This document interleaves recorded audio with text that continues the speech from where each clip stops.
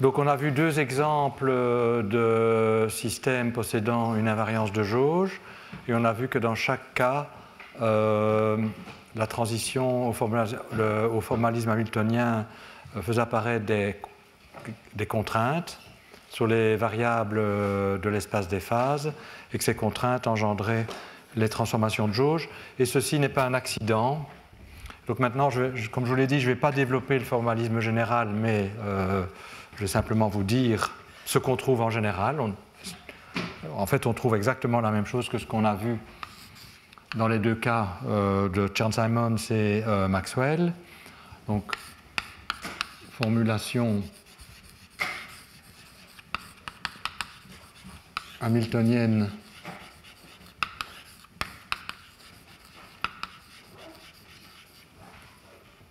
des théories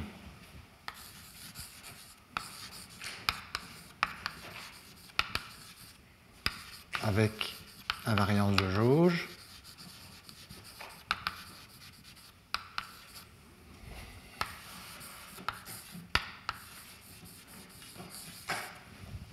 Donc, comme je l'ai expliqué, si on part du Lagrangien, la transformation de Legendre est non inversible, mais néanmoins, on peut s'en sortir, comme on a pu le faire dans les deux cas considérés. Et à la fin, on obtient l'action sous forme hamiltonienne suivante. Donc, elle va dépendre non seulement des variables de l'espace des phases, des variables canoniques. Donc, je vais écrire les choses comme si tout était de dimension finie, mais on peut facilement interpréter les formules dans le cas général. Mais en plus des Q et des P, donc de l'espace des phases, il y aura des multiplicateurs de Lagrange.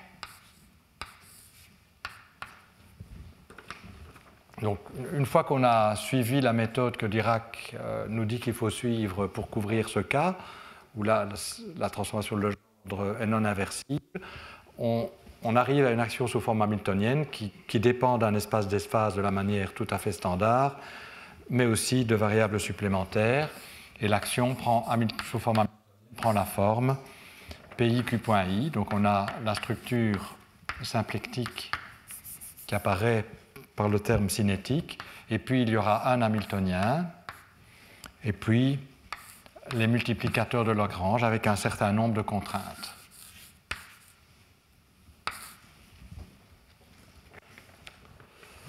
Donc exactement comme on a trouvé. Alors les Q et les P, ça peuvent être des champs, auquel cas l'indice I, comme on l'a vu, se réfère aussi à la position d'espace, et la somme implique une intégrale sur l'espace, comme on l'a vu. Donc par exemple, dans le cas de Chern-Simons, l'espace des phases, c'était les composantes spatiales du potentiel vecteur, et lambda alpha, c'était à 0. Et donc ici, on avait la partie cinétique A phi A.R. H était égal à 0. Peut-être il y a un terme de surface, mais je n'ai pas encore discuté en détail les termes de surface. Donc, en tout cas, la partie de volume est nulle. Enfin, à l'intérieur du disque, c'est nul. Et là, on avait F1,2. Il n'y a qu'un seul multiplicateur de Lagrange par point. Dans le cas de l'électromagnétisme de Maxwell, des phases, il y avait non seulement les AI, cette fois-ci le X n'est pas nécessairement en deux dimensions, et les moments conjugués. Les moments conjugués, c'est le champ électrique. Dans le cas de Maxwell, on avait de nouveau le A0. Donc ici, on a la structure cinétique standard PI A.I, comme on l'a vu. Le hamiltonien n'était pas nul, mais donné par une intégrale de la densité d'énergie, E carré plus B carré, écrite en termes de variables hamiltoniennes. Et là, on avait la loi de Gauss qui était moins PI, moins DI PI. Donc vous voyez, on a en fait chaque fois la même structure, et on a aussi vérifié que ces contraintes engendraient les transformations de jauge. F1,2 le fait, mais évidemment la structure dans le premier cas, et c'est DI, PI qu'il fait dans le deuxième cas. Alors ces fonctions ne sont pas les mêmes, mais la structure symplectique n'est pas la même, mais c'est bien le générateur dans chaque cas des transformations de jauge. Donc cette structure en fait s'applique à toutes les théories de jauge. quand on passe à l'hamiltonien, un certain nombre de variables jouent le rôle des Q et des P. On le verra pour la gravitation, par exemple, aussi. Il y aura des multiplicateurs de Lagrange, il y a un hamiltonien qui peut être nul, et il y a des contraintes associées à ces multiplicateurs de Lagrange. Alors, comme les seules contraintes de la théorie que je considère, bon, Dirac a vraiment fait une théorie tout à fait générale où il peut y avoir des contraintes qui n'ont pas pour origine une invariance de jauge. C'est ce qu'on appelle alors, ce sont des contraintes de deuxième classe. Mais comme ici, c'est l'invariance de jauge qui m'intéresse, je vais supposer que les seules contraintes qui apparaissent sont les contraintes liées à l'invariance de jauge. Elles sont de première classe. Alors qu'est-ce que ça veut dire? Ça veut dire que si vous calculez d'abord que le hamiltonien est invariant de jauge et que les contraintes elles-mêmes sont invariantes de jauge. Alors puisque les contraintes engendrent les transformations de jauge, ça veut dire que si vous calculez le crochet de Poisson du hamiltonien avec les contraintes, les fonctions de contrainte G alpha, vous allez obtenir quelque chose qui est égal à 0, éventuellement modulo les contraintes. Donc vous aurez quelque chose du style V alpha bêta, G bêta. De telle sorte que lorsque G bêta est égal à 0, ce crochet de Poisson est nul, ça exprime l'invariance de jauge de l'énergie de l'hamiltonien. Les contraintes, puisque G alpha est le générateur des transformations de jauge, donc c'est une relation facile à comprendre. Pareil, les contraintes sont invariantes de jauge, donc on aura que c'est égal à 0 quand les contraintes sont égales à 0, et peut y avoir certains coefficients qui apparaissent, G gamma, donc où les V et les C sont des fonctions en général des Q et des P. De telle sorte que lorsque G est égal à 0, ceci est égal à 0. Donc si vous êtes sur la surface des contraintes, définie par G alpha égale à 0, que vous faites une transformation de jauge, vous restez sur la surface des contraintes, la variation des G est nulle. D'accord? Et de même, si le mouvement engendré par H, si vous partez de conditions initiales qui sont sur la surface des contraintes, vous allez rester sur la surface des contraintes parce que les contraintes sont préservées par l'évolution. On peut regarder ça vous pouvez toujours lire un crochet de Poisson comme ça ou comme ça. Ceci me dit, ceci me dit que H est invariant de jauge, et si je le lis dans l'autre sens, donc ça c'est moins G alpha H, j'apprends aussi que les contraintes sont préservées par l'évolution. Puisque l'évolution, on prend le crochet de Poisson avec le hamiltonien, comme ça sort en variant l'action. D'accord? Et donc c'est une propriété générale. Alors, dans notre cas, comme donc, dans le cas de Chern-Simons, cette propriété-ci, elle est triviale puisque H est égal à 0. Bon, 0 avec n'importe quoi, c'est un crochet de Poisson nul. Et là, je vous avais dit que les contraintes, c'était même strictement nul. Bon. En général, on aura proportionnel aux contraintes. Dans le cas de Maxwell, H n'est pas égal à 0, mais est clairement invariant de jauge, puisque E, le champ électrique et le champ magnétique sont invariants de jauge. Et donc, on aura même 0 strictement.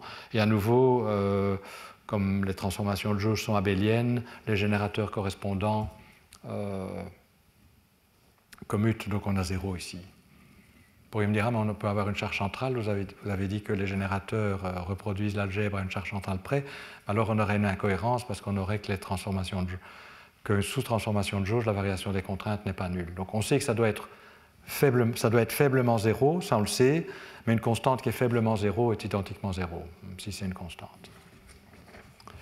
Donc ça, c'est la structure générale. Donc, comme je vous l'ai dit, je ne vais pas démontrer. On verra un autre exemple qui est la gravitation. Et peut-être un autre exemple tout de suite qui est Chern-Simons non abélien, où je vais aller très vite. Mais si vous considérez la supergravité, qui a aussi ses propres invariances de jauge, que vous allez au formalisme hamiltonien, vous aurez la même chose. Simplement, évidemment, le contenu en champ va dépendre de la théorie, le nombre de contraintes et des multiplicateurs de Lagrange vont dépendre de la théorie, mais à tous les coups, à la fin de l'analyse, vous arrivez à quelque chose comme ça. D'accord? Et ça peut se démontrer. Je vous donnerai une référence où c'est démontré, ou des références où c'est démontré. Ceci étant dit, je vais prendre un autre exemple qui est Chern-Simons non abélien.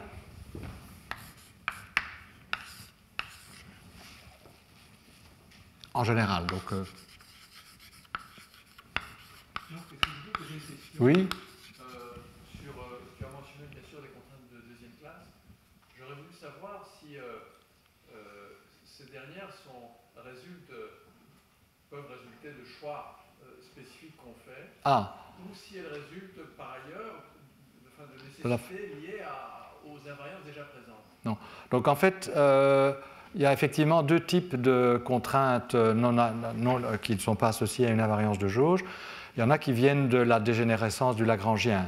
Par exemple, si je prends un Lagrangien de Dirac, par exemple, qui est du premier ordre, et si je n'ai pas vu qu'il était déjà sous forme hamiltonienne en un sens, parce qu'il est déjà du premier ordre, je vais dire, je vais calculer les moments conjugués au psi, je vais voir que les moments conjugués au psi, ça ne dépend pas des psi points, donc ce n'est pas inversible, mais il n'y a pas d'invariance de jauge.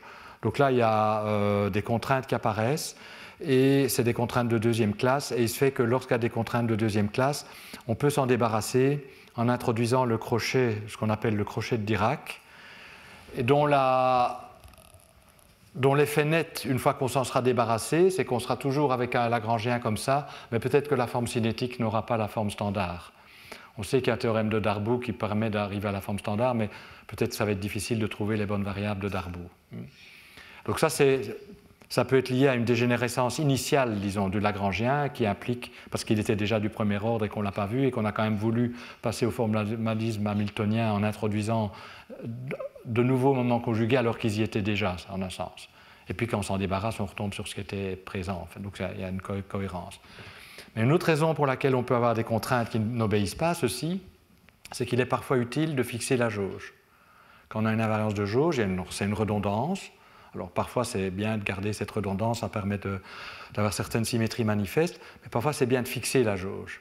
Et donc comment on va fixer la jauge? Mais géométriquement, si je regarde la surface des contraintes, elles engendrent sur la surface des contraintes, donc si je regarde les transformations engendrées par les G-alpha, par les fonctions de contrainte, comme elles sont de première classe, on peut démontrer qu'elles sont intégrables, c'est-à-dire qu'elles définissent une sous-variété, en tout cas localement, qui a la dimension, qui a la codimension égale au nombre de contraintes.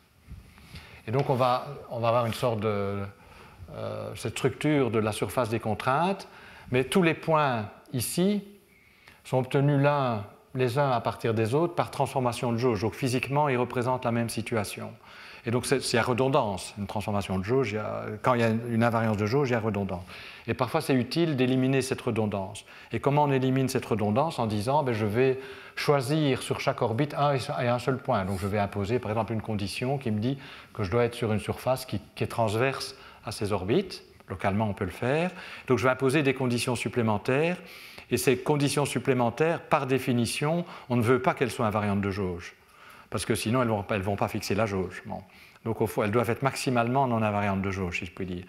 Et donc, du coup, puisqu'elles ne sont pas invariantes de jauge, ça veut dire que leur crochet de poisson avec les contraintes ne va pas être égal à 0, puisque c'est les contraintes qui engendrent les transformations de jauge. Et donc, on va avoir une situation qui n'est pas celle-là. Donc, soit ces contraintes de deuxième classe, donc qui n'obéissent pas à ces propriétés, elles sont là d'emblée parce que le Lagrangien était dégénéré pour une raison ou l'autre, soit on les introduit à la main, parce qu'on veut fixer la jauge. Alors il faut utiliser ce qu'on appelle le crochet Dirac. Je dirais un mot à propos de ça. Comme je ne vais pas tellement fixer la jauge dans mon analyse, on va s'en tirer sans devoir fixer la jauge, je ne vais probablement pas en parler, beaucoup plus que ce genre de considération générale. Voilà. Mais donc effectivement, disons, une chose à retenir, c'est que les contraintes qui apparaissent dans le formalisme hamiltonien, dans le cas tout à fait général, elles ne sont pas toutes de première classe. Donc je considère un cas particulier où toutes les contraintes qui apparaissent sont de première classe.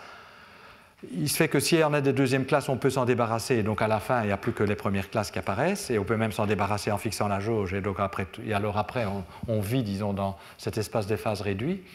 Mais oui, donc c'est important à avoir à l'esprit. Donc ça n'est pas, quand je vous présente ce qui est là, ce n'est pas le formalisme le plus général. Il peut avoir des contraintes de deuxième classe, mais on n'en rencontrera pas, donc j'en parle pas.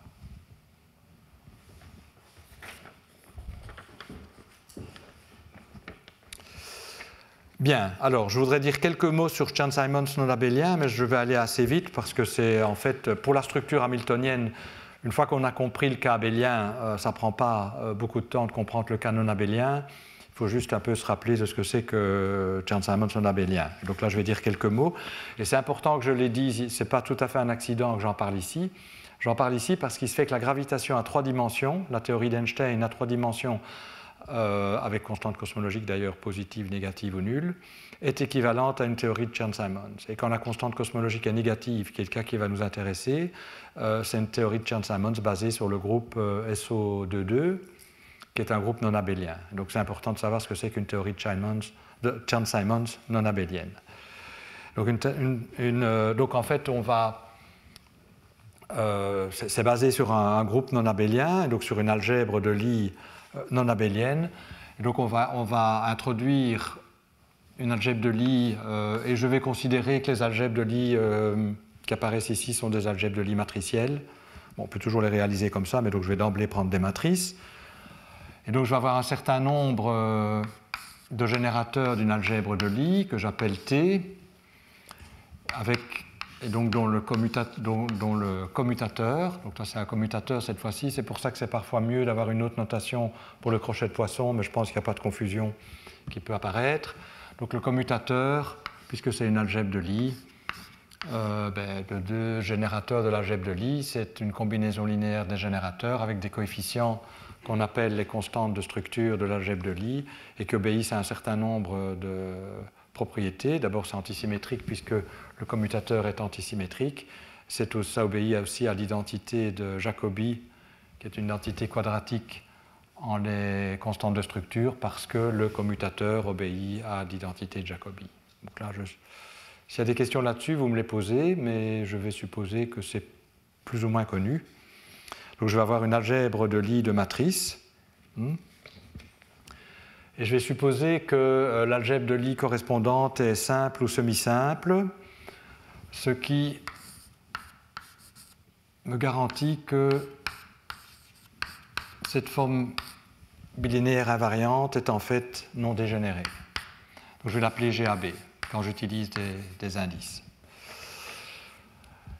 Et donc il y a une algèbre de Lie et on va considérer une connexion à valeur dans cette algèbre de Lie. Donc pratiquement ça veut dire quoi?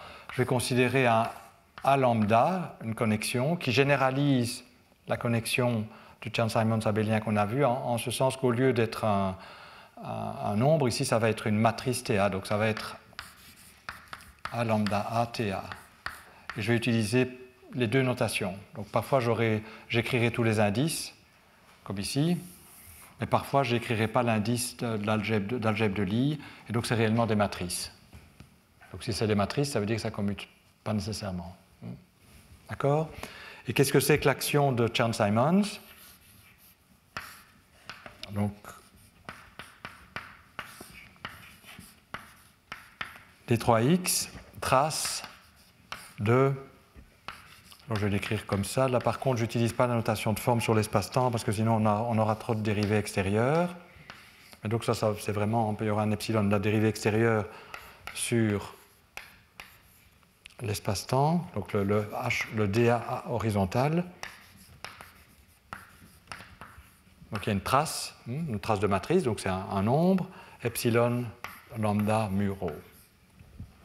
Donc ça c'est l'action de Chern-Simons pour une théorie de Chern-Simons non abélienne basée sur l'algèbre de Lie ici.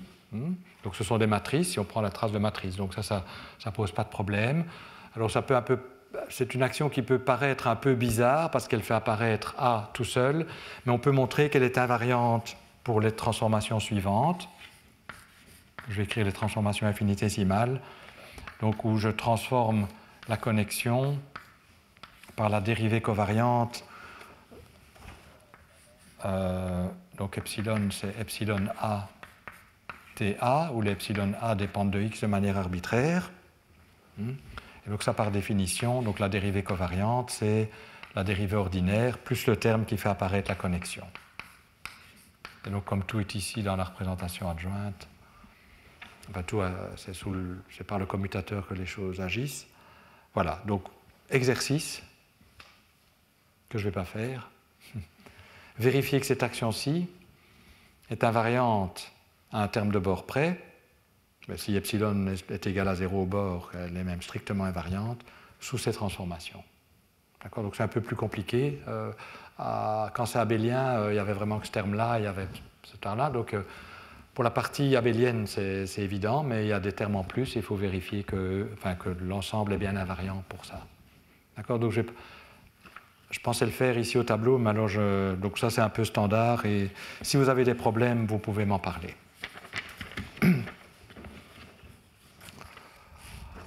Alors, si vous calculez les équations du mouvement, exercice aussi, vous allez obtenir que la courbure, que les courbures, donc la courbure, donc ça c'est la valeur dans l'algèbre de Lie, alors là j'ai été trop vite, f mu nu, vous allez obtenir comme équation du mouvement, donc si vous extrémisez l'action, donc ça c'est l'action de Chern-Simons, par rapport à ceci, aux composantes de la connexion, vous allez obtenir comme équation eh bien, que f mu nu, qui est défini comme étant d mu à nu moins d nu à mu plus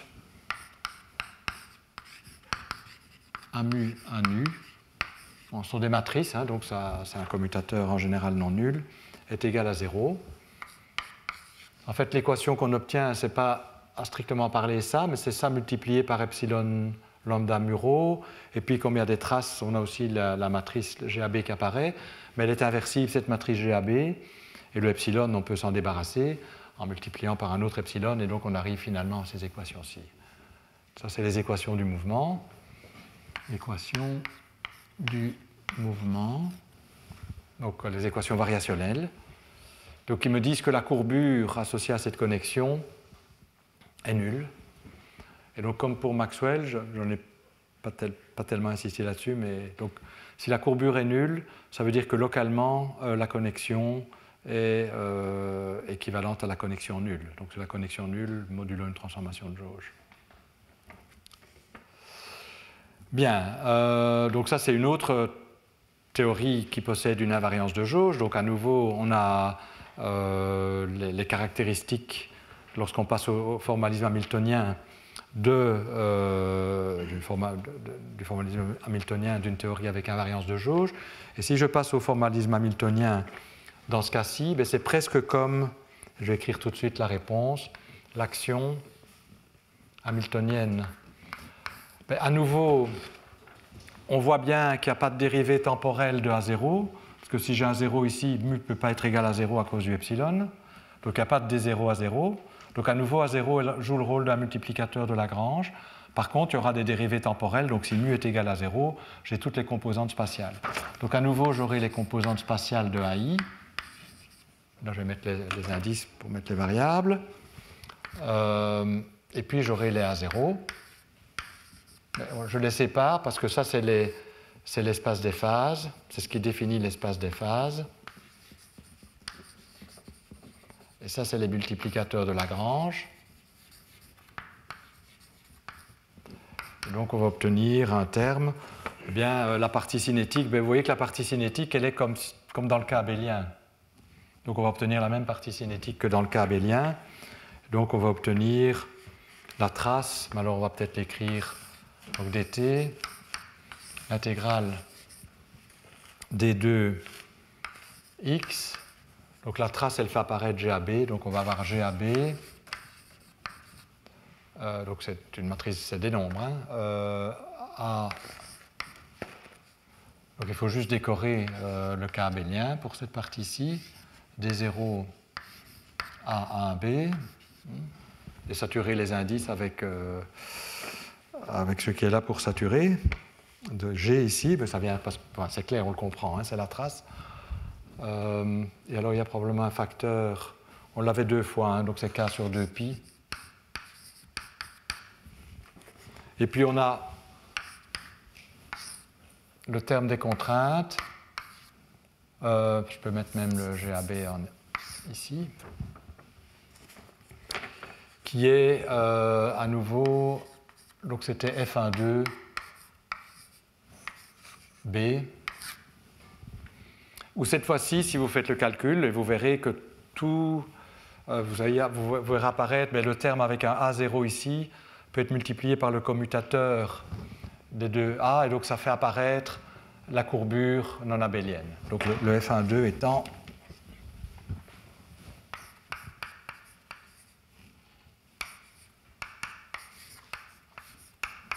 à nouveau, je pourrais écrire les choses de manière covariante d'espace, hein, avec epsilon ij.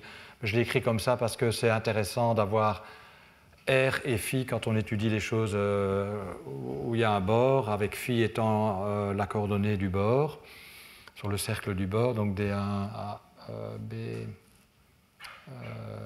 pardon, moins D2 à 1 B, plus le commutateur, donc ça va me donner FABC, je suppose, oui, FB, oui, c'est D, AC1,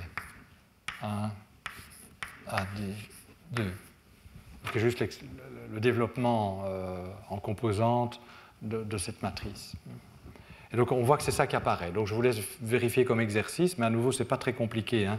Il faut aller regarder où est A0, où sont les dérivées temporelles, ça c'est facile. Quand mu est égal à 0, ça va donner ce terme-ci. Donc ça c'est comme dans le cas abélien, simplement il y a une décoration, mais on prend la trace, c'est ce qui donne le GAB.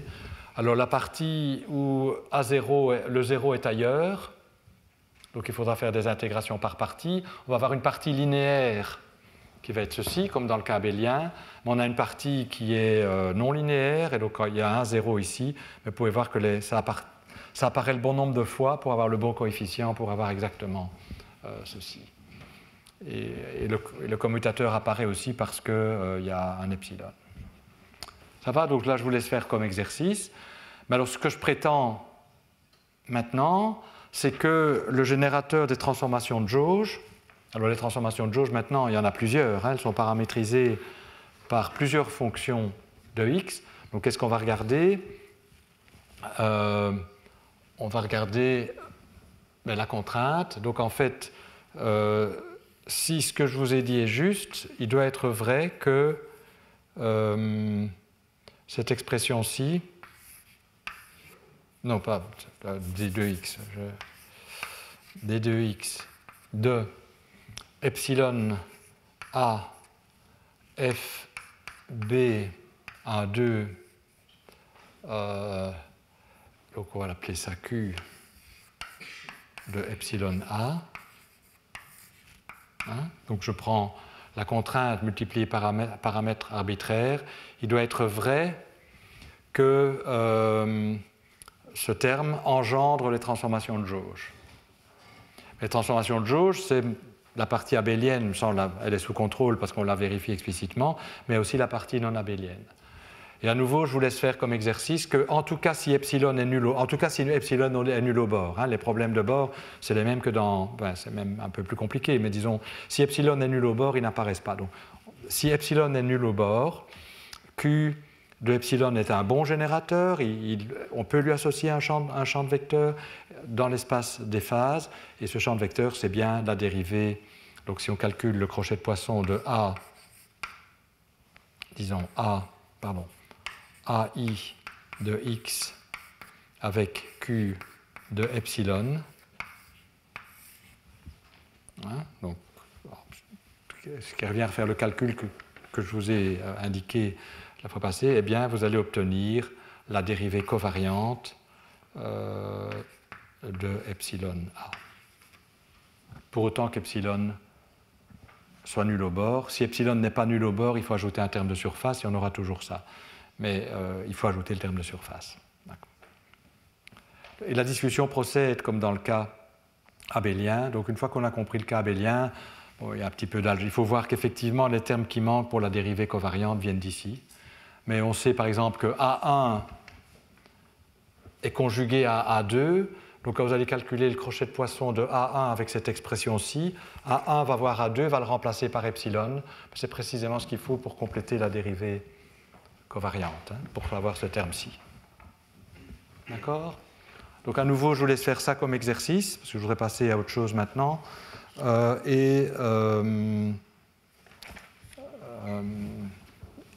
Si vous avez une des difficultés, la semaine prochaine, vous pouvez me poser toutes les questions que vous voulez. Mais en fin de compte, on voit à nouveau que les contraintes engendrent les transformations de jauge. Et comme ces transformations de jauge sont non abéliennes, les générateurs de ces transformations de jauge vont avoir un crochet de Poisson qui, cette fois-ci, n'est plus identiquement nul, mais va reproduire l'algèbre du groupe. Donc si vous calculez le crochet de Poisson de ces contraintes, donc ici c'est ça qui est égal à 0, hein, donc FA avec FB, eh bien, vous allez obtenir les contraintes, mais avec les constantes de structure de l'algèbre de Lie. Et donc, c'est un exemple qui est, disons, un peu plus riche de ce point de vue-là que le cas abélien, puisqu'on aura ici, mais peut-être que personne ne voit cette ligne. Si, il y a ça qui est dans le chemin, j'espère que, en tout cas, on aura que l'algèbre des contraintes est non nulle. Donc, on va obtenir quelque chose comme, donc si j'appelle ça GA, en fait, donc GA c'est GAB fois FB12, on obtiendra que GA de X, bon, formellement, j'écris ça comme ça, mais ça cache les problèmes de bord, cette manière d'écrire les choses. Ça va être, alors c'est au signe près, c'est probablement moins, FABC, GC, delta de X moins Y. C'est une manière d'extraire. Bon, normalement, c'est des choses intégrées qui sont bien définies avec des epsilons qui sont nuls au bord. Mais si vous enlevez les epsilons, vous obtiendrez quelque chose comme ça. Mais en tout cas, ce qui est intéressant, c'est qu'on voit que le crochet de Poisson des contraintes est nul en vertu des contraintes, mais il faut utiliser les contraintes. En fait, ça reproduit l'algèbre de Lie du groupe qui est à la base de Chern-Simons. Donc, à nouveau, je vous laisse faire ça comme exercice. Et maintenant, je voudrais dire des choses en général, sur ce qu'on appelle symétrie asymptotique et la distinction qu'il faut faire entre ce qu'on appelle les transformations de jauge propres et transformations de jauge impropres, qui est basée sur les termes de surface. Et donc j'ai utilisé une terminologie générale, mais on a un exemple déjà très clair, c'est Chern-Simons. On a vu que dans Chern-Simons, certaines des transformations de jauge ne sont pas engendrées juste par les contraintes, il faut ajouter un terme de surface, quand le paramètre de jauge n'est pas nul au bord. Certaines des transformations de jauge sont nulles en vertu des contraintes quand le paramètre epsilon est nul au bord. Et donc c'est important de bien comprendre les implications de ça. Et donc ce que je vais faire maintenant, c'est en parler. Oui, je vais peut-être effacer des formules entières, sinon c'est faux. C'est juste que je ne voulais pas dépasser cette ligne. Alors,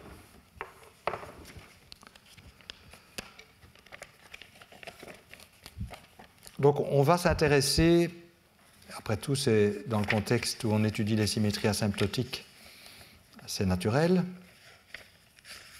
au cas de théorie des champs qui sont disons, pas définis dans un espace fermé, mais qui sont définis par exemple dans R3 ou dans R2 ou dans Rn. Et il y a donc, ou sur le disque, dans Chern-Simons, donc définis dans un domaine qui possède des bords. Et on a vu qu'alors, dans ce cas-là, il faut faire attention parce qu'il y a des intégrations par partie qu'on fait et il y a des termes de bord qui peuvent ne pas être nuls et qui ont une signification physique importante et intéressante. Et je vais maintenant développer ce point. Donc je vais introduire la notion de transformation de jauge. Donc c'est probablement le point suivant, donc c'est 5. Transformation de jauge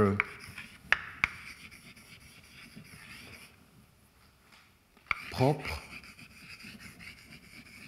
Donc il y avait un S ici au bout, ou impropre. Et symétrie asymptotique.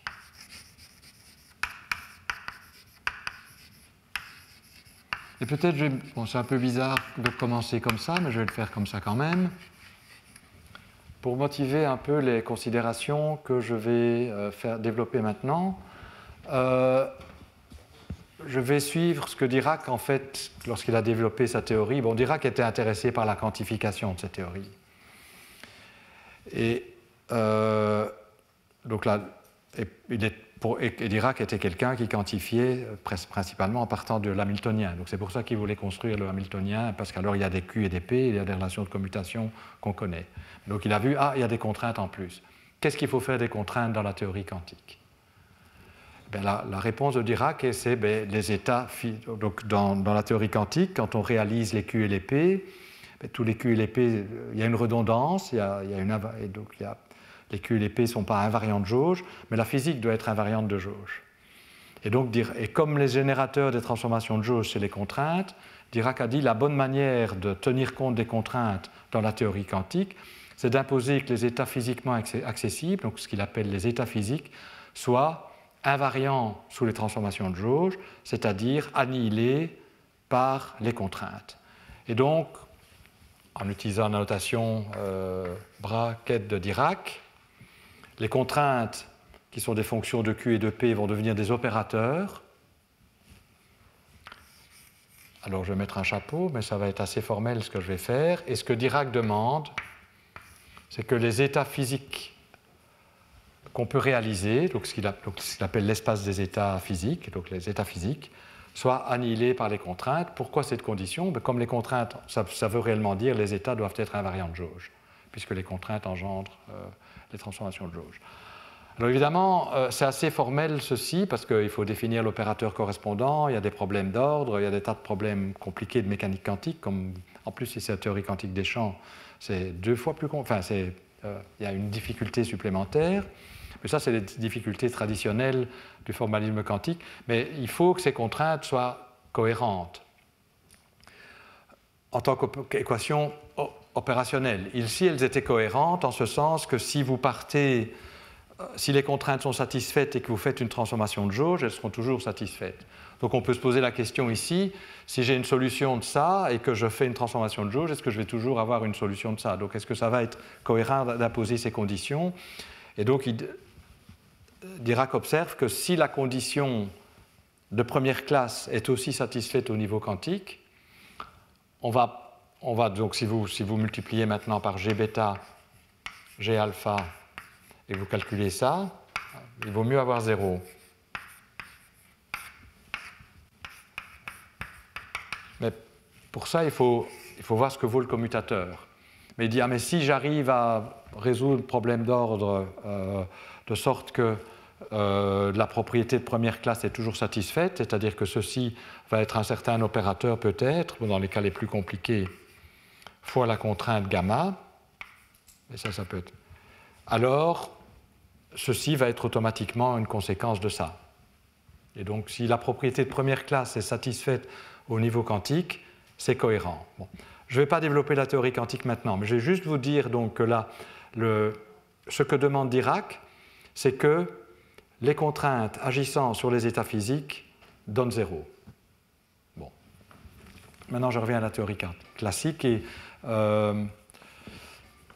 quand je vous ai dit que Alors, on a vu que les transformations de jauge, en général, c'était... Donc, si je regarde la structure de l'action hamiltonienne ici, c'était engendré par les contraintes. Donc, mes générateurs G des transformations de jauge,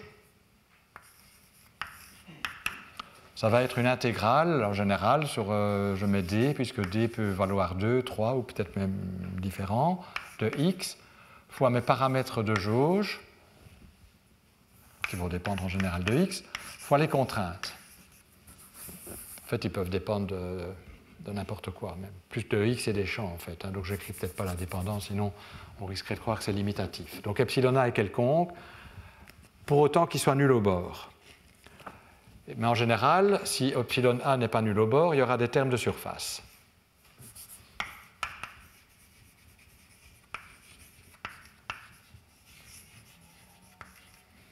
Et donc ça veut dire que si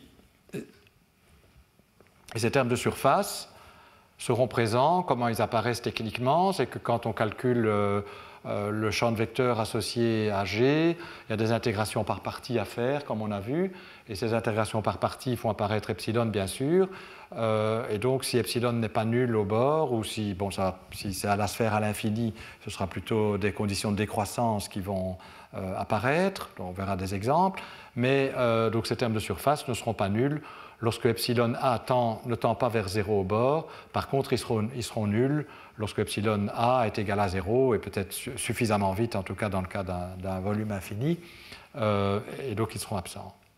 Alors maintenant, je reviens à ce que Dirac nous dit. Dirac nous dit que les états physiques sont annihilés par les contraintes. Donc supposons que je passe à la théorie quantique, que j'agis avec le générateur des transformations de jauge, je vais obtenir quelque chose qui agit sur mes états physiques, plus le terme de surface, appelons-le, donnons-lui un nom, B de epsilon,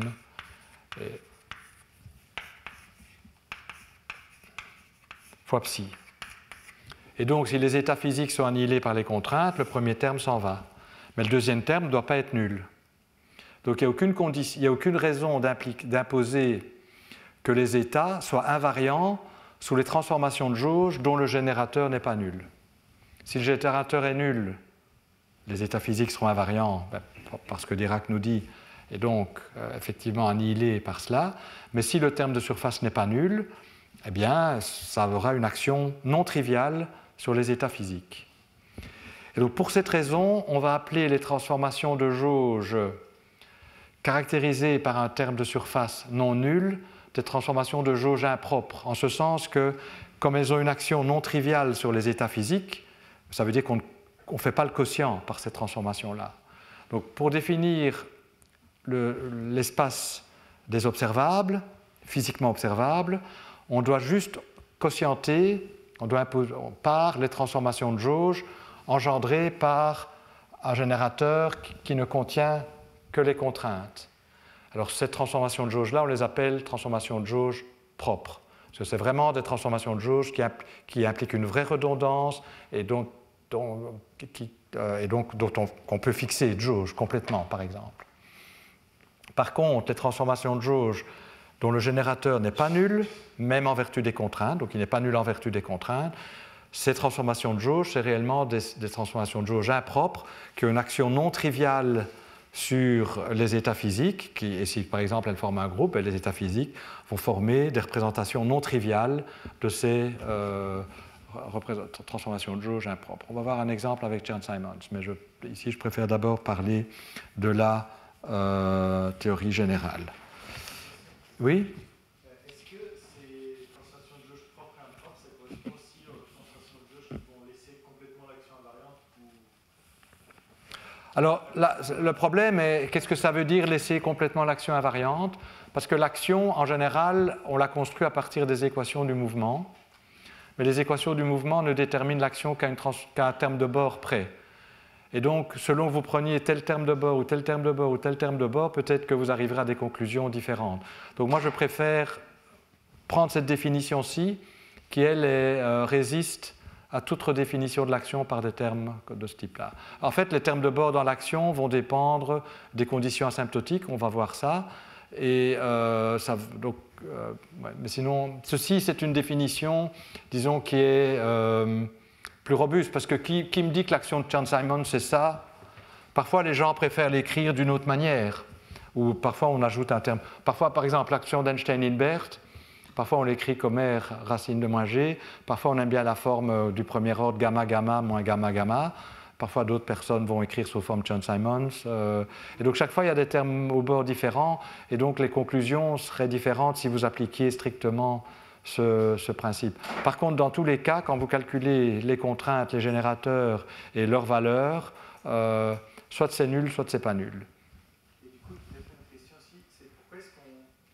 Enfin, quelle est la motivation pour dire que les états physiques sont ceux qui sont annihilés par les contraintes, plutôt que ceux qui sont annihilés par les générateurs des transformations de jauge? Ça paraît plus naturel de... Oui, alors vous pourriez dire, oui, après tout, imposons tout, y compris même que ceci, les termes de surface, annihilent les transformations de jauge. Si vous faites ça pour la gravitation, par exemple, vous allez voir que dans les termes... Donc, l'énergie, par exemple, c'est le générateur des translations dans le temps. Les translations dans le temps, c'est un difféomorphisme. Bon. Donc si vous imposez que vos états soient invariants strictement sous tous les difféomorphismes, y compris ceux qui asymptotiquement tendent vers une translation dans le temps, vous allez imposer que l'énergie de tous les états physiques est égale à 0. Vous allez imposer que vous avez la même chose pour tous les générateurs du groupe de Poincaré. Vous allez dire les seules représentations du groupe de Poincaré qu'on a le droit de considérer, c'est la représentation triviale. Et ça, vous n'avez pas envie de faire. Donc il y a de bonnes raisons physiques. Mais si on ne le fait pas pour la gravitation, il ne faut pas le faire pour les autres théories de jauge non plus, et c'est intéressant. Et on va voir des représentations. Donc ça veut dire la chose suivante, c'est que pour cette partie-ci, on doit avoir une représentation triviale. On doit avoir 0, ça doit être annihilé, donc c'est toujours une représentation triviale. Mais dès qu'on a les termes de surface, on peut autoriser une représentation non triviale. Et en fait, je voudrais, si j'ai le temps maintenant, oui, j'ai le temps. Je voudrais d'abord dire encore 2-3 choses ici, et puis calculer, regarder de nouveau explicitement l'exemple de Chern-Simons sur le disque, qui est c'est super simple, mais en même temps, ça contient toutes les idées. Donc c'est pour ça que je passe du temps à ça. Alors, ce que je voulais dire, oui, c'est la chose suivante. Donc, vous voyez que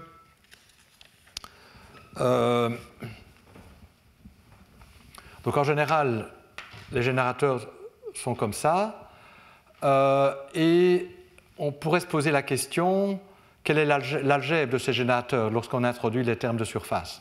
Donc, si je prends G de epsilon A, G de epsilon B, je calcule le crochet de Poisson.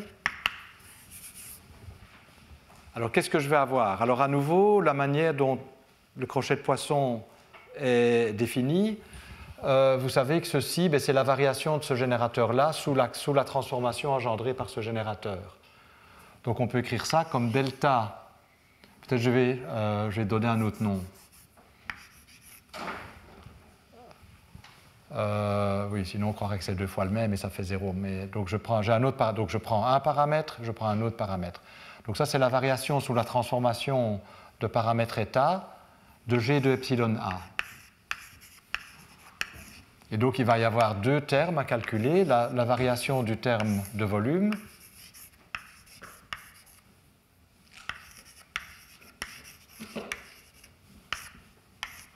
plus la variation...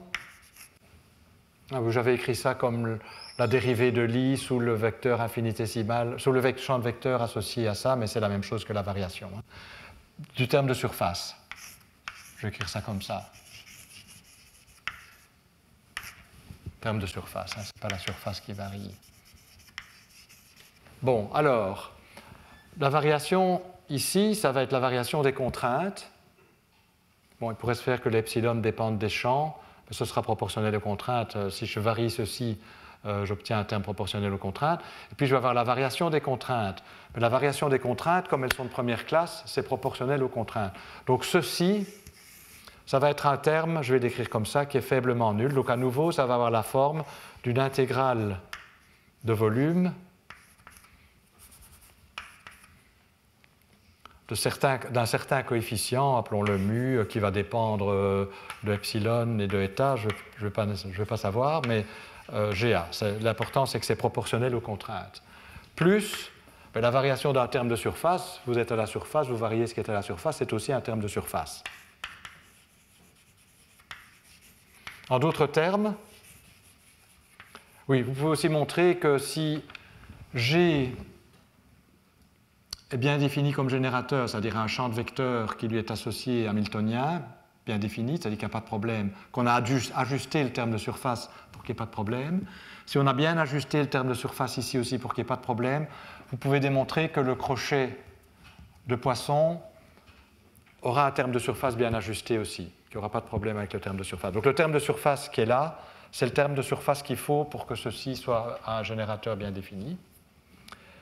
Mais donc vous voyez, c'est ça qui est important, c'est que le crochet de Poisson de deux générateurs de symétrie de transformation de jauge impropre ou propre est une transformation de jauge propre ou impropre. Donc ça c'est fermé. Et vous voyez aussi que si, par exemple, G était une transformation de jauge propre, c'est-à-dire si le premier, si epsilon A est nul au bord, de telle sorte que G de epsilon engendre une transformation de jauge propre, donc pas de terme de surface, s'il n'y a pas de terme de surface, la variation de pas de terme de surface, c'est pas de terme de surface. Ici, vous n'obtiendrez pas de terme de surface. En d'autres termes, le crochet de Poisson du générateur d'une symétrie de jauge propre avec une symétrie de jauge propre ou impropre, c'est une symétrie de jauge propre. S'il n'y a pas de terme de surface quand vous calculez la variation, je vous ai dit, là, ici on calcule la variation des G et c'est des G, donc ceci va être quelque chose qui est nul en vertu des contraintes. Donc quand on applique les contraintes, je reste sans rien.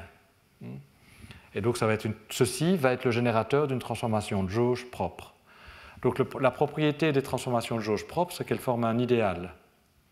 Si je regarde l'algèbre sous le crochet de Poisson des générateurs correspondants, je vois que d'abord c'est bien fermé sous le crochet de Poisson, c'est ce qu'on vient de voir, mais en plus, propre avec propre ou impropre, c'est propre, si je puis dire.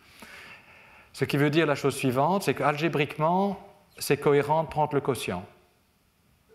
Vous savez que quand vous avez une algèbre de Lie, l'algèbre de Lie quotient existe, mais quand par quoi on prend le quotient est un idéal. Mais ici, c'est un idéal, je viens de le vérifier. Posez des questions si je vais un peu vite. Et donc on a un idéal, donc on peut prendre le quotient. Qu'est-ce que ça veut dire prendre le quotient? Ça veut dire que vous identifiez deux générateurs qui diffèrent par un terme proportionnel aux contraintes. Donc, ça veut dire que en fait, vous ne retenez que la partie de bord ou asymptotique si on est dans un espace où le bord c'est l'infini. Donc ça veut dire que deux générateurs, une fois qu'on a pris le quotient, et en fait prendre le quotient, c'est ce que Dirac nous dit. Il faut imposer des contraintes. Donc prendre le quotient, ça veut dire que vous identifiez deux générateurs qui ont le même comportement asymptotique, mais qui diffèrent éventuellement à l'intérieur. S'ils diffèrent à l'intérieur, ça n'a pas d'importance, parce qu'ils vont différer par une transformation qui est précisément dans l'idéal. Parce que la différence va être une transformation de jauge propre. S'ils ont le même comportement asymptotique, quand vous faites la différence, le comportement asymptotique sera 0 de la différence. Et donc, ce qui va rester, c'est uniquement le terme de volume, proportionnel aux contraintes. Et quand vous prenez le quotient par ça, il ne reste plus rien.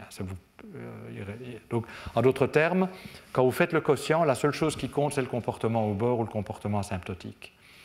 Pour cette raison, les symétries obtenues en prenant le quotient, dont le comportement est entièrement déterminé par le comportement au bord, ou à l'infini si c'est dans un espace, si c'est R3 par exemple, s'appellent les symétries asymptotiques. Parce que la seule chose qui compte, c'est comment elles se comportent à l'infini ou au bord. La manière dont elles se comportent à l'intérieur, peu importe. Je vous donne le comportement au bord. Vous pouvez prolonger à l'intérieur comme vous voulez.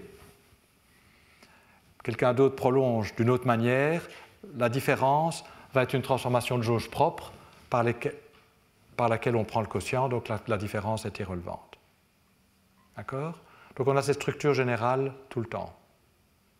Je vais l'illustrer maintenant sur Chern-Simons. Et là, peut-être, comme ce sera un exemple concret, peut-être qu'on peut mieux voir comment ça se passe et poser des questions éventuellement. Et donc, une leçon qu'il faut retenir, c'est qu'on est parfois un peu vague dans l'utilisation du terme transformation de jauge. Donc, on dit une transformation de jauge, pour un mu, c'est un mu égale d mu epsilon. Et on dit il faut quotienter, c'est une redondance, et il faut quotienter par toutes les transformations de jauge. Ce n'est pas tout à fait vrai, il faut quotienter uniquement par les transformations de jauge propres, c'est-à-dire où epsilon, quand il y a un bord, ou une région asymptotique, se comporte tend vers 0. Il faut regarder comment ça doit tendre vers 0, mais celles pour lesquelles epsilon ne tend pas vers 0 peuvent avoir une action physique non triviale sur les états. Oui ? Il ne peut pas y avoir des cas où epsilon ne tend pas vers 0 au bord, mais il n'y a quand même pas de terme de bord. Si, donc justement, c'est pour ça, il peut y avoir des cas. Mais par exemple, on a vu un cas, Chern-Simons, sur le disque. Si epsilon tend vers une constante, s'il se réduit au mode 0, on a vu que comme l'autonomie est égale à 0, la charge correspondante est égale à 0, et donc c'est ici. Et donc quand je dis non nul, ça doit être non nul pour tous les états qui définissent l'espace des phases, ce qui est bien le cas pour ce mode 0. Donc ça peut arriver, effectivement. Et la règle, en tout cas celle qui à ma connaissance est toujours valable, c'est réellement de regarder la valeur du terme de surface. S'il est nul, et donc quand je dis tend vers 0, c'est au sens où la charge, en fait c'est ça le critère. Quand est-ce que je vais considérer qu'epsilon tend vers 0? C'est quand la charge correspondante est nulle. En général, ça correspond vraiment à une décroissance, mais ça peut être plus subtil comme dans ce cas-là, effectivement. Je pense que je voulais encore dire quelque chose de général.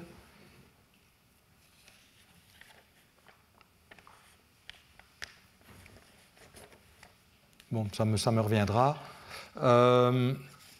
Oui, alors, une fois que vous avez pris le quotient, vous pouvez prendre, c'est intéressant de voir l'algèbre, puisque prendre le quotient, c'est algébriquement compatible avec la structure de crochet, c'est pour ça il faut que ce soit un idéal. Donc on pourra parler du crochet induit dans le quotient, donc des symétries asymptotiques, ou des générateurs des symétries asymptotiques, donc obtenus en faisant ce quotient. Et ce qu'on sait, c'est que ça va être une autre symétrie asymptotique, donc ça va former une algèbre, mais cette algèbre n'est pas nécessairement linéaire. On verra des exemples, j'espère qu'on aura le temps d'en voir. Donc on va pouvoir voir que, par exemple, le crochet de Poisson de deux symétries impropres va être une symétrie impropre, mais la valeur asymptotique va être une fonction non linéaire des paramètres, ça peut arriver. On va voir ce que ça veut dire. Bon, peut-être ici c'est un peu abstrait. Il peut aussi avoir une charge centrale qui apparaît comme on l'a noté, puisqu'il y a toujours cette ambiguïté de constante dans la définition des générateurs. Alors, je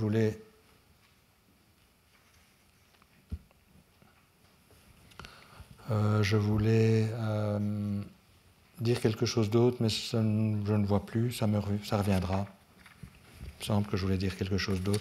On va regarder Chern-Simons, je suis sûr que ça reviendra quand je parle de Chern-Simons. Il me semble que j'ai dit tout ce qui était dans mes notes, donc je ne vais peut-être pas dire quelque chose d'autre. Oui, non. Voilà, j'ai dit ce qu'il fallait. Donc revenons maintenant... Ah oui, non, je voulais définir un concept en général avant de voir. Observable. Qu'est-ce que c'est qu'une observable? Une observable, c'est une quantité qui est invariante sous les transformations de jauge propres. Elle ne doit pas être nécessairement invariante sous les transformations de jauge impropres. Elle va peut-être se transformer et former une représentation non triviale de ces transformations de jauge impropres. Alors, ceci veut dire que ça n'est pas invariant strictement sous toutes les transformations de jauge propres et impropres. Donc, par exemple, pour revenir à l'électromagnétisme ou à Chern-Simons, et ça va dépendre du contexte, on ne demande pas aux observables d'être invariantes sous toutes ces transformations de jauge, quel que soit epsilon. Et donc en particulier, ça veut dire qu'il y aura d'autres observables que les fonctions des champs, des f mu. Donc parmi les observables, il y aura des observables qui ne sont pas juste des fonctions de f mu, parce que les f mu ont la propriété d'être invariants sous toutes les transformations de jauge, que epsilon soit nul ou pas à l'infini. Donc c'est plus qu'être observable, c'est aussi dans des transformations triviales des transformations de jauge impropres. Par exemple, dans le cas de l'électromagnétisme. Donc on va avoir un exemple là-dessus. Et donc on va avoir pour Chern-Simons des observables qui ne dépendent pas de f mu nu, et vaut mieux d'ailleurs parce que f mu nu est égal à 0 d'après les équations du mouvement. Donc il y a autre chose que f mu nu. Bon, alors ceci étant dit, je reviens à Chern-Simons. C'était la remarque que je voulais faire. Et donc on va prendre le Chern-Simons abélien sur le disque. Donc on a déjà toutes les formules. On a même les générateurs. On va calculer leur algèbre pour commencer. Donc on a vu que le générateur des transformations de jauge, j'espère que j'ai ça sous la main, je n'ai plus ça sous la main, mais je l'ai écrit tout à l'heure, donc je dois retrouver mes feuilles.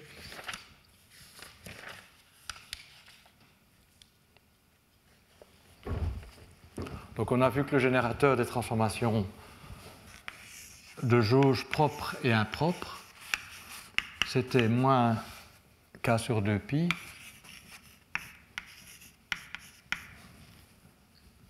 l'intégrale d2x, dr d phi, soyons explicites, de epsilon f1,2, donc fr phi.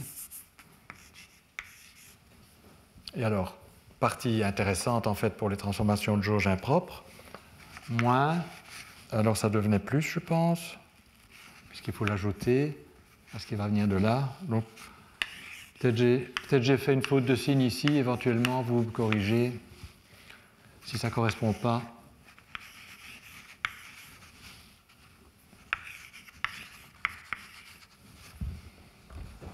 Et donc c'est epsilon en R égale à, donc ça c'est R égale à R1, et on a ce disque, hein, donc ça c'est R égale à R1, donc ça c'est R, et ça c'est phi. Et donc ça c'est A phi en R égale au bord, tout est pris au bord, hein, en R égale à R1, mais ça dépend de phi, donc voilà. Et on a aussi la condition qu'on a vue que l'intégrale en fait, sur toute courbe fermée, mais en particulier pour R égale à R1 d phi de A phi était égal à 0. Alors,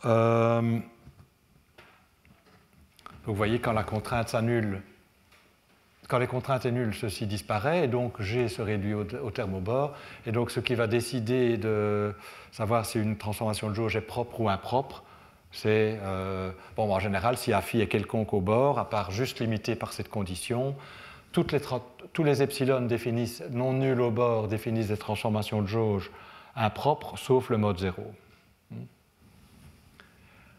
Alors, première chose qu'on a envie de calculer, c'est le crochet de poisson. Ah, je vois que j'avais appelé ça Q. Donc réappelons ça Q. Enfin, parfois je dis G, parfois Q. Alors on a envie de calculer l'algèbre. Donc on va prendre le crochet de poisson d'un Q paramétrisé par epsilon par un Q paramétrisé par état.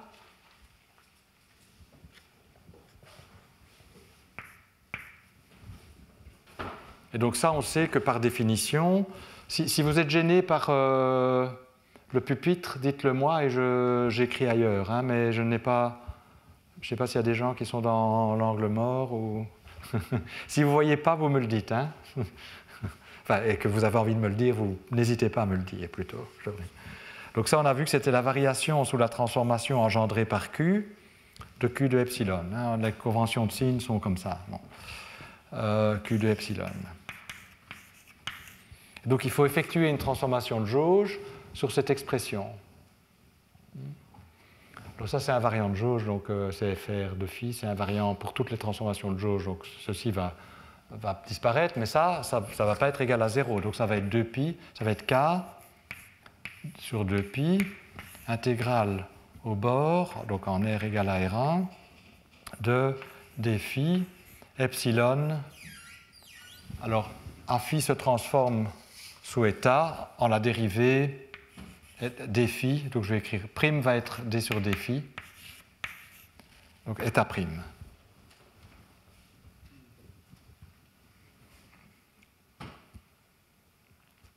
Et donc vous voyez qu'alors que les transformations de jauge sont abéliennes, ça commute, hein, c'est la transformation de jauge standard, hein, donc si vous en faites deux sur les champs, ça commute. Les générateurs correspondants ont un crochet de poisson qui n'est pas nul, et il est nul modulo une constante. Ceci ne dépend pas des champs, donc c'est une charge centrale. Alors vous pouvez vous dire, tiens, est-ce que c'est évident que ça obéit à toutes les propriétés nécessaires? Je dirais que puisque c'est un vrai crochet de poisson, c'est évident, mais quand même, regardons si c'est vrai. En principe, ça doit être antisymétrique. Mais vous voyez que ceci est antisymétrique, hein, puisqu'on peut intégrer par partie, on fait faire porter la dérivée sur le epsilon, ça me donnera moins. Alors, est-ce que ça obéit à... Est-ce que ça obéit bien à l'identité de Jacobi? Donc, si je prends un Q de état, bon, en fait, ici, c'est assez simple, étant donné que ça ne dépend pas des champs. Donc, ça, si je varie ceci, ça fait 0. Donc, oui, ça obéit à toutes les propriétés qu'il faut. En fait, parce qu'en fait, c'est une charge centrale ou un cosique sur une algèbre qui est abélienne. Donc là, on peut mettre n'importe quoi, il n'y a rien qui vient de l'identité de Jacobi. Bon, mais enfin, donc voilà, donc on a ça. Alors j'encadre parce que ça, c'est en fait une algèbre qui est connue. C'est l'algèbre de Kac-Moody avec une charge centrale qui est donnée par ceci. Alors on l'écrit parfois autrement, donc je vais vous l'écrire autrement pour que vous la reconnaissiez. Mais donc ce qu'on voit, c'est qu'en fait le générateur, donc quand les contraintes sont satisfaites, le générateur se réduit à la composante phi de la connexion.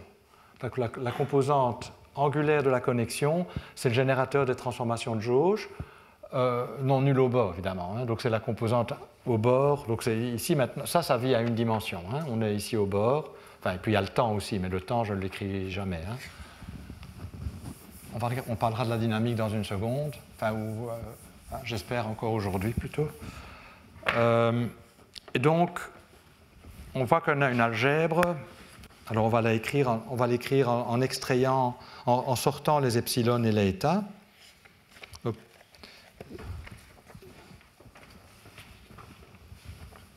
Donc ceci on l'appelle parfois, alors comment j'ai normalisé ça? J'appelle J de phi K sur 2pi A phi.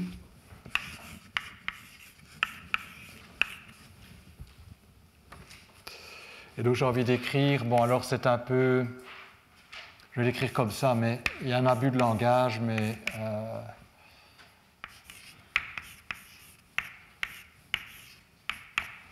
j'ai envie de sortir le paramètre epsilon et état de l'intégrale. Hein. Donc vous voyez, donc, ce crochet-ci, donc il faut mettre ça là, puis il faut mettre la même expression mais avec état ici. Et donc, je regarde juste le terme au bord, mais je vois que oui, c'est K sur 2pi à phi. Donc, il y a évidemment le terme proportionnel aux contraintes, mais je ne l'écris pas, puisqu'on sait qu'on peut prendre que physiquement, ça n'est pas important. Donc, normalement, pour réellement calculer le crochet de poisson n'a de sens que pour les objets complets. Hein, qu'on a vu que c'était l'objet complet qui engendre une vraie transformation canonique. Mais comme on a vu que c'était algébriquement cohérent de prendre le quotient par ce qui est là, je ne vais pas l'écrire. Mais retenez que quand même, quand on calcule le crochet de poisson, ça tout seul, le terme au bord tout seul, n'a un crochet qui est bien défini que si j'ajoute un terme de volume qui peut être n'importe quoi, qui va avec. Qui peut être n'importe quoi, c'est-à-dire que le epsilon ici doit simplement être égal au epsilon de R1 qu'on s'est donné. Alors, comme je l'ai dit, et c'est la question qui m'a été posée par Mario, c'est que il y a beaucoup de redondance ici. On pourrait se poser la question. Donc, si je vous donne epsilon au bord, vous pouvez le prolonger à l'intérieur. Ben, c'est clair, si je vous donne une fonction ici, il y a beaucoup de fonctions à l'intérieur qui prennent cette valeur-là. D'autre part, deux choix différents vont correspondre à un générateur qui n'a plus ce terme au bord. Si on a chaque fois le même, quand je fais la différence, ça va. Donc ça va être une transformation de jauge propre, et ça, on sait qu'on peut fixer de jauge. Donc ce qu'on fait parfois, c'est qu'on fixe la jauge de telle sorte que si je me donne la transformation de jauge au bord, je la connais, elle est déterminée par la condition de jauge à l'intérieur. Dans ce cas-là, on peut laisser tomber la contrainte, on travaille avec le crochet de Dirac, mais le crochet de Dirac coïncide précisément avec la structure de crochet induite dans le quotient, donc ça revient au même. Donc c'est pour ça que je ne me soucie pas trop des conditions de jauge, puisque de toute façon on sait que ça ne va pas changer la structure de crochet. Donc on va réécrire le crochet Donc, modulo l'état, donc ceci, c'est quoi? C'est, d'après ce qu'on a vu, k sur 2pi. Donc, quand on intègre sur epsilon des phi, quand j'intègre ici eta, oui, phi prime n'était peut-être pas une bonne. Oui, non, tant pis. Il y a prime qui est deuxième angle et il y a prime qui est. Donc j'intègre sur phi prime. Je dois reproduire ceci. Et donc on peut lire tout de suite le crochet de Poisson. Ça va être k sur 2pi, donc un défi de delta de phi moins phi prime. Parce que comme ça, quand vous intégrez, epsilon de phi va sortir et vous allez obtenir la dérivée de eta prime. Puisque, donc si j'intègre ceci en multipliant par epsilon et eta, effectivement, j'obtiens ça. Donc on réécrit parfois cette algèbre ici en sortant le paramètre comme ça. Et ça, peut-être, c'est la forme de Kasmoudi que vous avez déjà rencontrée, ou peut-être même vous l'avez même rencontrée en termes des modes de Fourier. Si vous faites la décomposition de Fourier, vous allez obtenir, comme il y a une dérivée à un n, un terme central proportionnel à n. Donc là, c'est juste réécrire ça sous forme de transformée de Fourier. Mais donc la conclusion, c'est que les générateurs des transformations de jauge impropres obéissent à cette algèbre qui est une algèbre de courant, de Kasmoudi abélienne. Il n'y a pas de terme proportionnel à J avec une charge centrale donnée par ceci. Et donc qui fait apparaître K, si je normalise les choses comme je l'ai fait là. Alors, ce qui est intéressant à noter aussi, c'est que les J-phi sont des observables. Donc, cette quantité-ci est observable. Pourquoi? Parce qu'on a vu que si je fais une transformation de jauge propre sur Q de epsilon, ça ne change pas. Donc c'est invariant sous les transformations de jauge propres. Donc par définition, c'est une observable. Mais c'est une observable qui clairement ne dépend pas des champs des courbures uniquement. Les courbures sont nulles dans Chern-Simons, on a vu ça, des équations du mouvement, elles impliquent fr phi égale à 0. Donc si les seuls observables étaient les fonctions de fr phi, la théorie serait très pauvre, il n'y en aurait pas. Mais puisque les observables ne doivent être invariants que pour les transformations de jauge propres, et qu'il y a des choses qui se passent au bord, on a des observables non triviales qui sont ces J de phi. Alors on pourrait se poser la question, est-ce qu'il y en a d'autres? Donc justement, donc ça je vais peut-être regarder cette question-là maintenant. Je pense que je ne voulais rien dire. Donc on va regarder ça maintenant et je vais terminer par ça. Donc s'assurer que... Donc la question qu'on pourrait se poser, bon, si on demandait l'invariance stricte sous toutes ces transformations-là, la réponse elle est connue. Quels sont les observables? C'est les fonctions des courbures et de leurs dérivés en nombre quelconque. Comme maintenant je demande quelque chose de moins fort, j'ai plus de solutions. Et j'ai des solutions non triviales, sinon je n'aurais que des solutions triviales. J'ai plus de solutions et notamment ça, c'est des observables. Question, est-ce qu'il n'y en aurait pas encore d'autres? On perd un peu ses marques quand on est autorisé à considérer des choses qui ne sont pas invariantes sous toutes ces transformations-ci.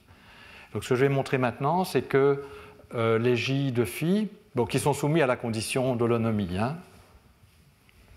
constituent un ensemble complet d'observables. C'est-à-dire que toute quantité qui est invariante sous les symétries de jauge propres est nécessairement une fonction de ces J-phi. Il n'y en a pas d'autres. Elle est complètement déterminée par les J-phi.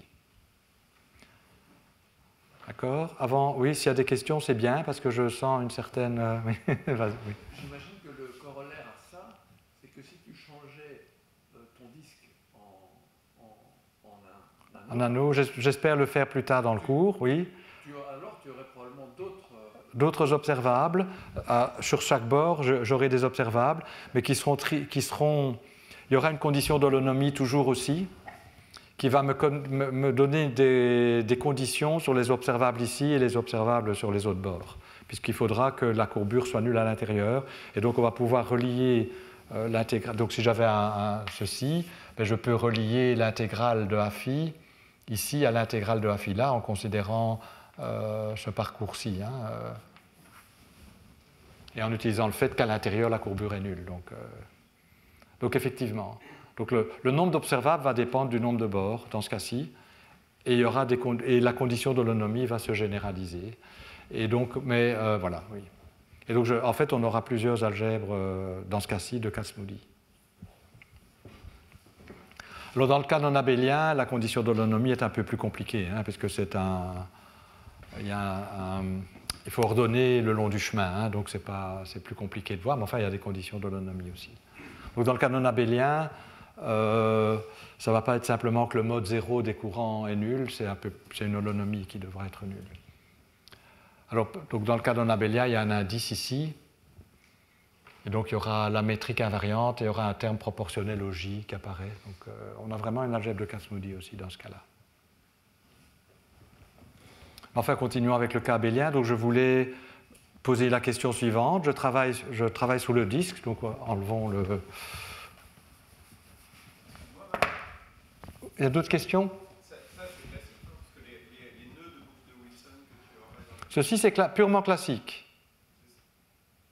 Et c'est pour ça que tu n'as pas le problème des observables associés aux nœuds des boucles de Wilson.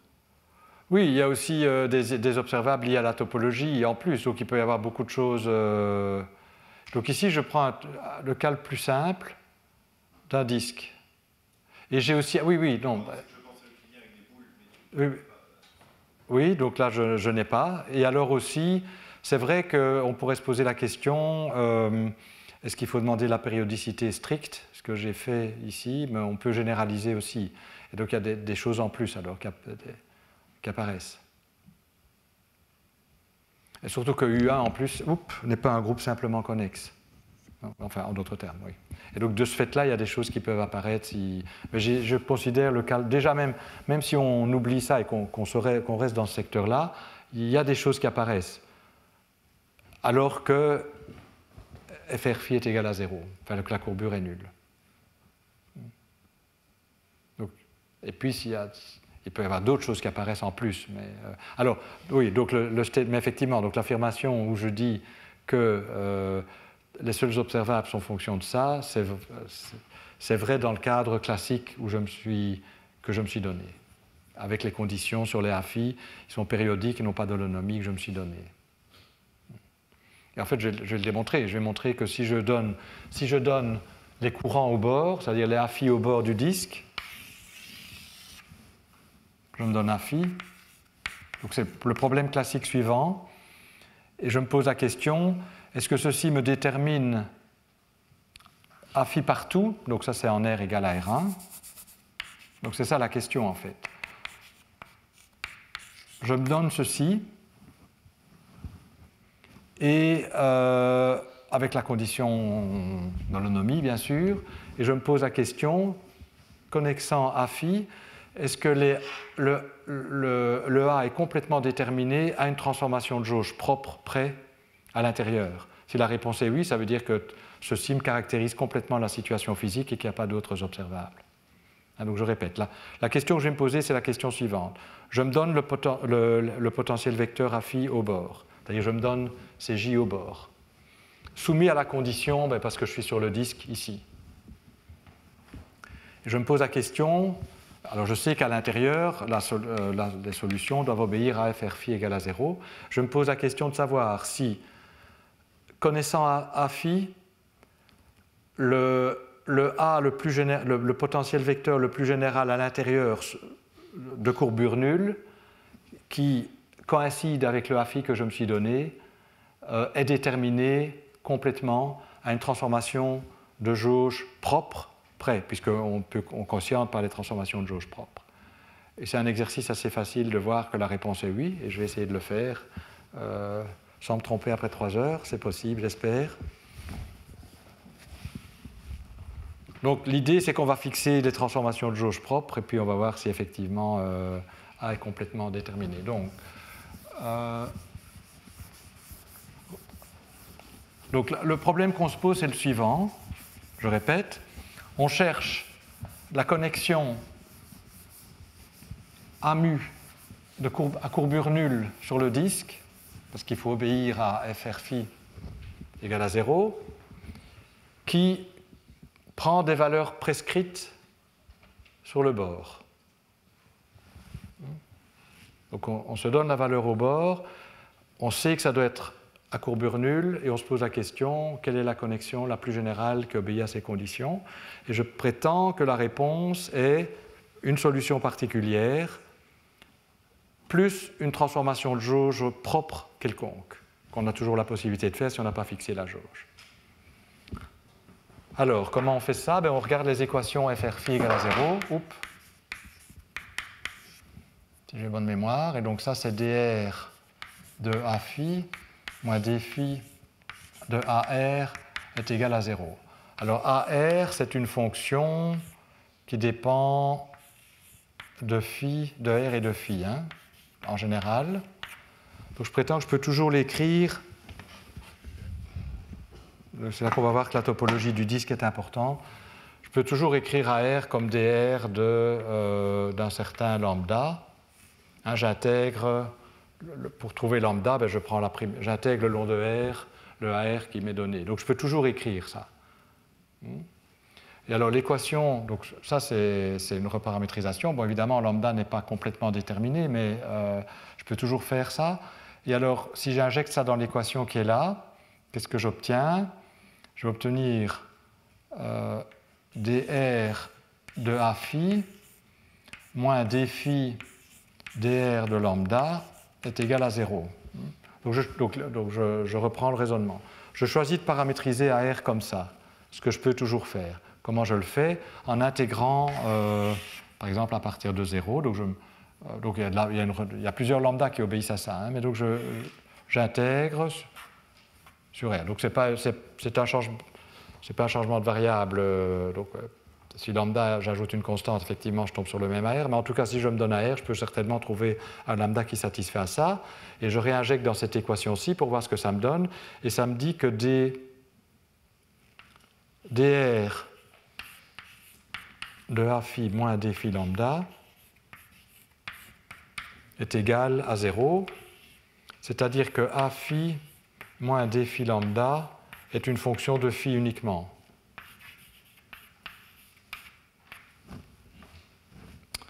Alors, donc c'est une fonction qui est définie sur le bord. Alors, toute fonction de phi peut s'écrire, si elle n'a pas de mode 0, comme le défi de quelque chose. Soyons imaginatifs de ρ, par exemple. Donc, si je vous donne une fonction de phi, vous pourrez l'écrire comme la dérivée d'une autre fonction de phi bien définie, périodique, si et seulement si elle n'a pas de mode 0, hein, parce que le mode 0 va vous introduire un A0 fois phi, qui n'est pas périodique. Mais si c'est des cosinus et des sinus, hein, vous prenez la primitive d'un cosinus ou d'un sinus, c'est toujours quelque chose de périodique. Donc pour autant qu'il n'y ait pas de mode 0, je peux écrire ça. Or, il y a la condition d'holonomie qui me dit que A phi n'a pas de mode 0, et qui me dit aussi que des phi de lambda, si j'intègre sur phi, il n'y a pas de mode 0. Donc en fait, je peux écrire ceci, et donc je peux écrire A phi comme égal à d phi de lambda plus ρ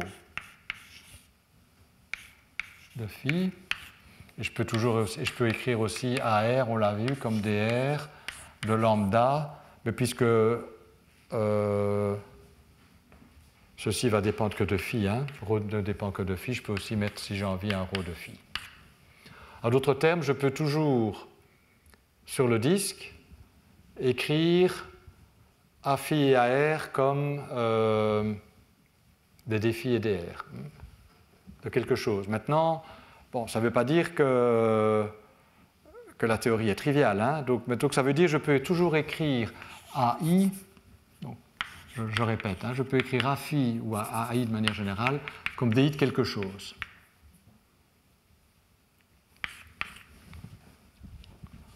Bon, alors maintenant, là j'ai résolu les équations, mais ce quelque chose, il y a maintenant ma condition, je dois tenir compte de ma condition au bord.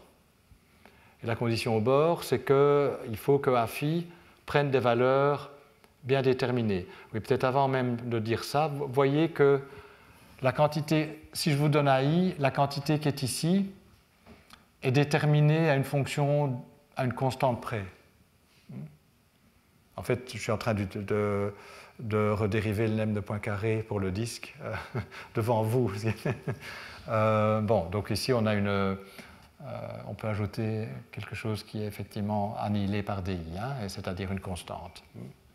Il n'y a rien d'autre parce qu'on est sur le disque. Donc je peux toujours écrire ça comme ça. Alors quand je dis que c'est une constante qui peut dépendre du temps. Donc il y aura éventuellement... je peux dire j'ai une fonction du temps, mais enfin comme je travaille pour le moment à temps fixé, cette fonction du temps c'est une constante. Donc on sait ceci. Alors maintenant, donc, la solution la plus générale de l'équation FR phi égale à 0, c'est un AI qui prend cette forme-là. Maintenant, on impose aussi la condition, c'est que A phi prennent.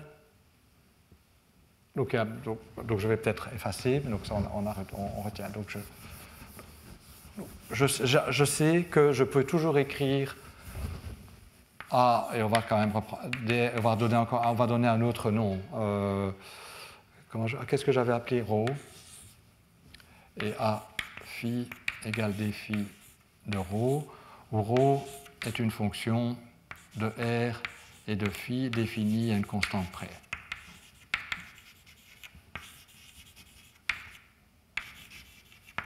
Maintenant, ρ ne peut pas être entièrement quelconque parce qu'il faut que A phi prenne une valeur bien déterminée en R égale à R1. Donc on a la condition que D phi de ρ en R égale à R1 phi doit être égal au A phi qu'on s'est donné au bord.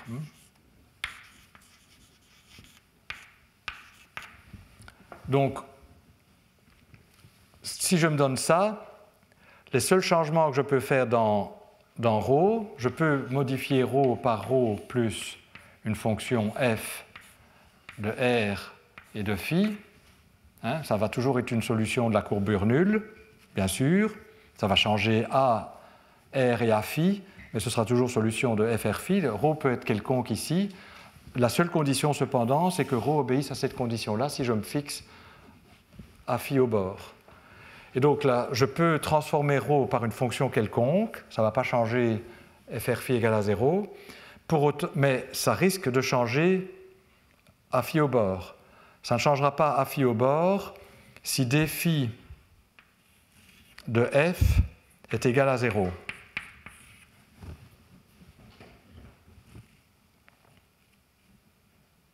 Est-ce que c'est juste ça?